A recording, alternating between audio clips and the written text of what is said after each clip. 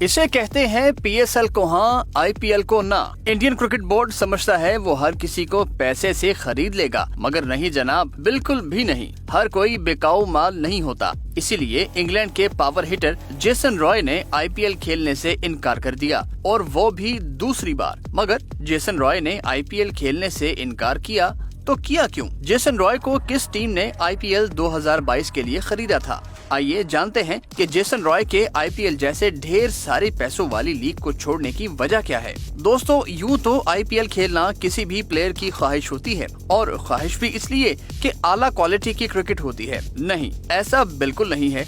इसकी वजह यह है कि वहाँ रोकड़ा मिलता है, और वो भी अच्छा खासा। मगर इंग्लैंड के स्टार प्लेयर जेसन रॉय ने पैसे को ही ठुकरा दिया और आईपीएल को लाल झंडी दिखाते हुए कहने को दुनिया की सबसे बड़ी लीग आईपीएल से दस्तबरदारी का ऐलान कर दिया है। जेसन रॉय को गुजरात टाइटंस ने खरीदा था पूरे 2 करोड़ भारतीय रुपयों, यानी 4 करोड़ 71 लाख पाकिस्तानी रुपए से भी ज्यादा में। मगर जेसन रॉय ने कहा कि वो इतने लंबे अरसे तक बायो सिक्योर बबल में नहीं रह सकते, इसलिए वो आईपीएल नहीं खेलेंगे। बस फिर क्या था, जेसन रॉय का आईपीएल छोड़ने का ऐलान आईपीएल फ्रेंचाइज पर कयामत बनकर टूटा।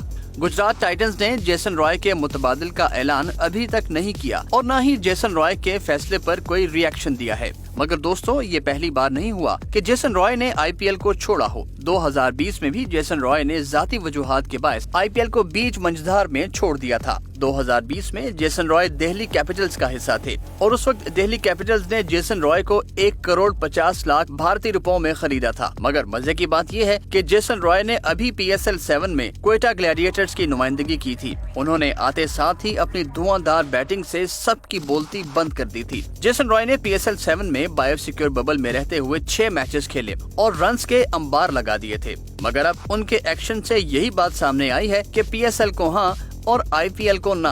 अगर आपको ये वीडियो पसंद आई हो तो इसे लाइक और शेयर कीजिए।